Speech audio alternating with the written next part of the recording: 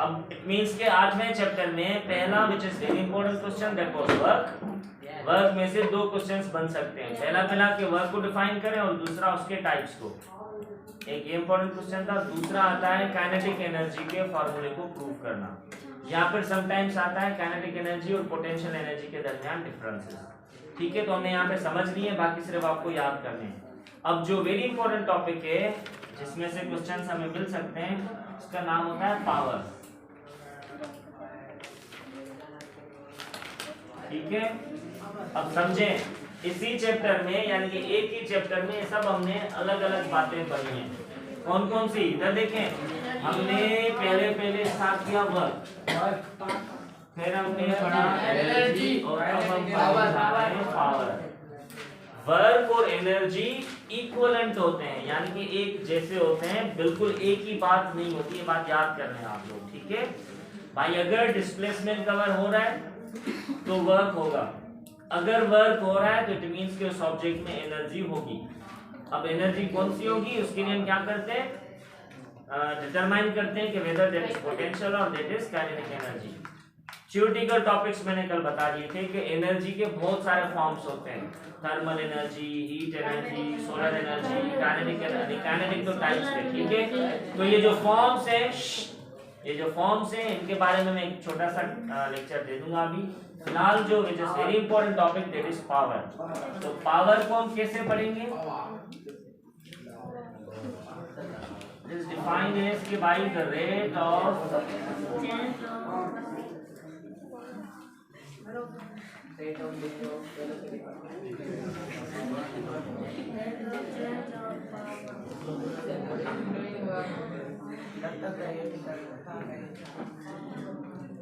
इधर देखें, the rate of doing work, यानी कि the work done per unit time हम इसको कह सकते हैं। कि इसकी जो सेकंड डेफिनेशन है वो क्या होगी, the work done per unit time.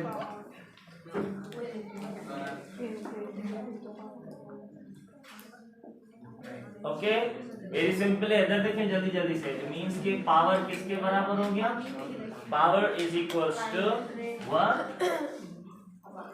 Divided by time के बराबर हमें मिल गया। ठीक है, हमने रेट वाली डेफिनेशंस पहले भी पढ़ी हुई है। मिसाल के तौर पे the rate of change of displacement is velocity, rate of change of distance is speed, rate of change of velocity is acceleration, rate of change of momentum is force. Similarly the rate of change of work is power. आई बात समझ में? तो ये सब बातें हमें याद रखनी है कि विथ रेस्पेक्ट टू रेट हमने कौन कौन सी डेफिनेशंस याद की हुई है। ठीक है, अब इधर देखें, इट मींस के जो पावर है it is generated by P और ये बराबर हो जाएगा W अपॉन T के। ये हो गया इसका पहला फार्मूला।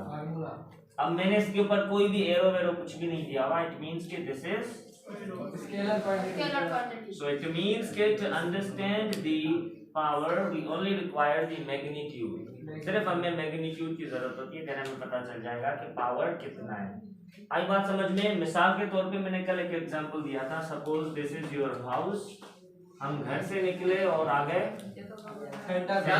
सेंटर से हम गए टेकरी पे। अब ये 3 मैंने पॉइंट्स रखे हैं। इधर देखें, पहले डिस्टेंस में भी क्या हुआ, वर्क डन, और दूसरे में भी हुआ वर्क डन। सपोज जो पहला डिस्टेंस था, डिस्टेंस वाज सपोज 2 मीटर, और जो ये वाला डिस्टेंस है इसको भी हम 2 मीटर ही सपोज कर रहे हैं। लेकिन जो पहला डिस्टेंस है, क्योंकि घर से निकले थे तो बिल्कुल सीधा रोड था, हमने ये डिस्टेंस कवर किया सपोज 5 सेकंड्स में, और ये वाला डिस्टेंस हमने कवर किया 1 मिनट में। अब पावर किसकी होगी ज्यादा? किसकी पावर ज्यादा होगी? ऊपर वाले की। ऊपर वाले की, क्योंकि पावर का मकसद क्या होता है कि थोड़े टाइम में ज्यादा वर्क करना। अगर थोड़े टाइम में ज्यादा वर्क हो तो इट मींस कि इट इज मोर पावर, और अगर ज्यादा टाइम ले और वर्क थोड़ा हो तो हम क्या कहते हैं, इसकी पावर कम होती है। आई बात समझ में? ठीक है, वही तो बताया देखो कि भाई पावर का मकसद क्या होता है कि work done per unit time, कि कितने टाइम में कितना हम काम कर रहे हैं। अगर थोड़े टाइम में ज्यादा काम करेंगे तो पावर भी होगी ज्यादा। ठीक है, यानी कि टाइम कम ले। मिसाल के तौर पे इधर देखें, हम 1 मिनट ले रहे हैं एक पेज याद करने में, और 10 मिनट ले रहे हैं एक पेज याद करने में। अब जो हम एक पेज याद करने में सिर्फ 1 मिनट लेंगे, वो क्या होगा, उसका पावर ज्यादा होगा। सही है, पावर ज्यादा है ना, ताकत है, वो जल्दी में याद कर लेता है, जल्दी में उधर पहुंच गया तो पावर ज्यादा है ना। सही है, इट मीन्स कि भाई जो पहला होगा वर्क वो क्या होगा, इसका पावर ज्यादा होगा as compare to this one, इसका पावर होगा कम। तो याद कर लें, पावर और जो टाइम होता है दोनों एक दूसरे के इनवर्सली प्रोपोर्शनल होते हैं। इनवर्सली प्रोपोर्शनल मतलब कि if time is more then power will be smaller, if time is smaller then power will be more। इसको हमने याद करना है।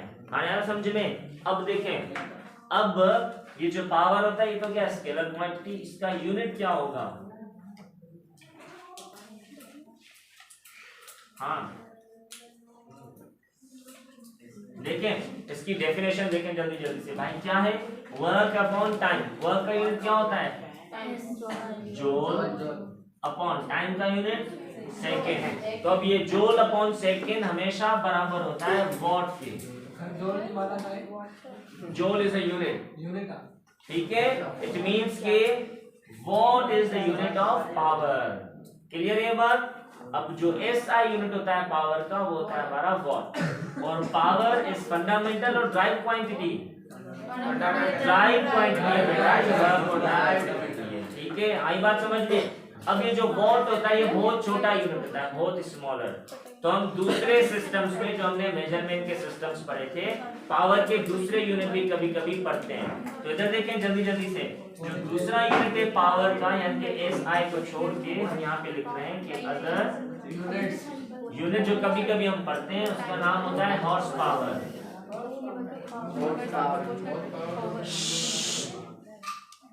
अब हॉर्स पावर को हम लिखते हैं H और T के साथ। तो अब याद कर लें, जो एक हॉर्स पावर होता है वो हमेशा बराबर होता है 746 वॉट्स के। आई बात समझ में। अब अगर क्वेश्चन है डिफाइन पावर, तो हम यहाँ से स्टार्ट करेंगे। भाई power is defined as the rate of change of doing work, और वी कैन से कि भाई the work done per unit time is known as the power. Even इसकी तीसरी डेफिनेशन लिख सकते हैं, the ratio between work and time is known as the power. Power is a scalar quantity. We only require magnitude to understand its meaning. The SI unit of power is watt. Since watt is very small unit, so it can be measured in other units as well. So the other unit of the power is horse power. ये CGS system में होता है, नहीं FPS system में होता है horse power। आई बात समझ में। तो आपको ये FPS वगैरह याद नहीं करना, बस आपको याद करना है इसका SI यूनिट होता है वॉट, इसका SI यूनिट होता है वॉट, और HP भी इसका यूनिट होता है। अब 1 HP हमेशा बराबर होता है 746 वॉट के, ठीक है। यहाँ पे अगर हम वॉट ही यूज करते हैं तो इसके आगे प्रीफिक्स लगाते हैं, कभी किलो लगाएंगे, कभी मेगा लगाएंगे, कभी मिलियन लगाएंगे, ठीक है। तो हम ये लगाते हैं छोटे छोटे यूनिट, ठीक है, आगे। क्लियर, पावर हो गई यहाँ पे क्लियर। लेकिन कभी कभी इस पावर से ही एक और क्वेश्चन निकलता है कि भाई define the relation between power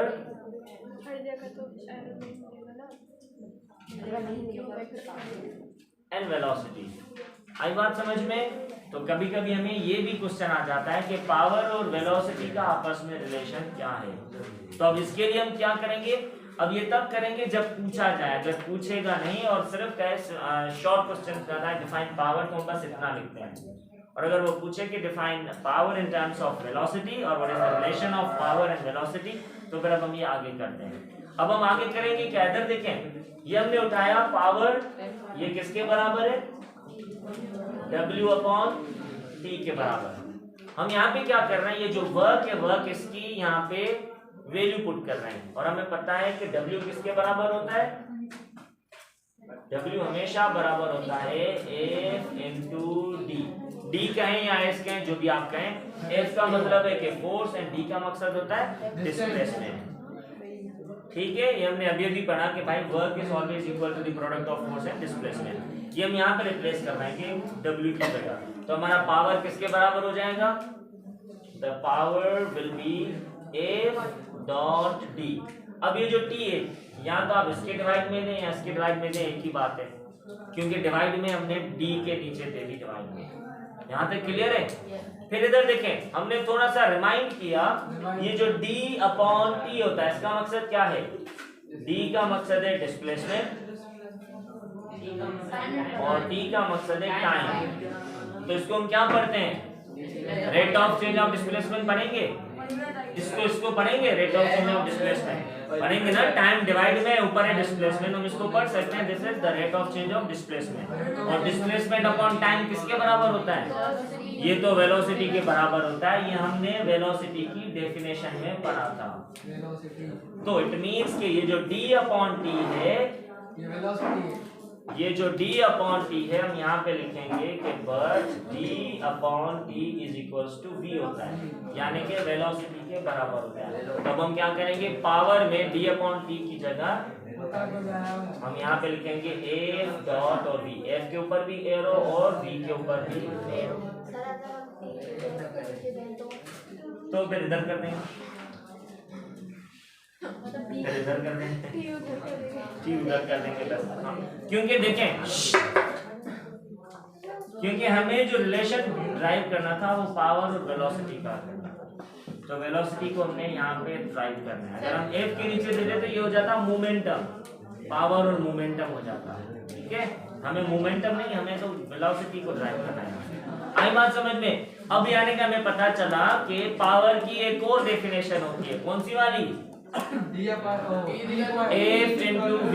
यानी कि हम पावर को कह सकते हैं कि भाई power is equals to the product of velocity, product of force and velocity. आएगा समझ में? अब इधर देखें, ये प्रोडक्ट कौन सी है? डॉट है कि क्रॉस? डॉट। और अगर हम इसका मैग्नीट्यूड निकालेंगे तो वो cos थीटा के बराबर होगा कि साइन cos के बराबर। मैंने कल पढ़ाया था कि power will be equal to F V। ये मैग्नीट्यूड होता है, कभी कभी पूछते हैं, क्योंकि देखिए ना, फोर्स भी है वेक्टर, वेलोसिटी भी है वेक्टर। जब भी दो वेक्टर होंगे तो एंगल तो जरूर होगा, तो वो एंगल यहाँ तो cos थीटा के साथ होगी, यहाँ sin थीटा के साथ। अगर ये डॉट है तो cos थीटा, ये मैंने कल बताया। अगर क्रॉस होगा तो sin थीटा। हाँ, लाइंस का मतलब होता है मैग्नीट्यूड, वॉट, डिस्टेंस फार्मूले में हमने पढ़ा था, वो मैग्नीट्यूड था। Clear sir? हम देखें, पावर से रिलेटेड हमने दो क्वेश्चंस पढ़ लिए यहाँ पे।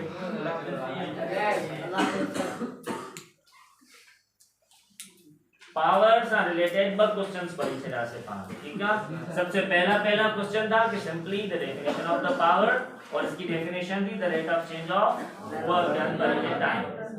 दूसरा हमने ये पढ़ा कि भाई power can also be defined as the product of force and velocity. अब फोर्स इनटू वेलोसिटी यानी कि F डॉट V के बराबर कैसे होगा? हमने सिर्फ और सिर्फ क्या किया, जो पावर की बेसिक डेफिनेशन थी वो उठाई कि भाई W अपॉन T, और जो W का वैल्यू था F इंटू D, वो हमने यहाँ पे पुट करवाया। फिर हमें पता चला कि D अपॉन T का मकसद होता है वेलोसिटी, क्योंकि rate of change of displacement है। तो हमने D अपॉन T की जगह यहाँ पे पुट करवाया V को, तो हमें पावर की जो दूसरी डेफिनेशन थी वो मिल गई F इंटू V। अब हम ये कह सकते हैं कि भाई define power in terms of force and velocity, तो ये वाला लिखेंगे। Define power in terms of velocity, तो भी ये लिखेंगे। यहाँ पर होता है what is the relation between power and velocity, तो भी हम ये वाला क्वेश्चन लिखेंगे। क्लियर? अब पूछें सर ये T कहाँ से आया? कौन सा? ये वाला T, ये तो ये आना है ना, W अपॉन T है, यहाँ से लिखा। क्लियर? सर P तो मोमेंटम के लिए भी देता है ना? हाँ, मोमेंटम मैं बता रहा हूँ, पिक्चर करो जल्दी, मैं भी बता रहा हूँ। लगा रहा हो बाबा?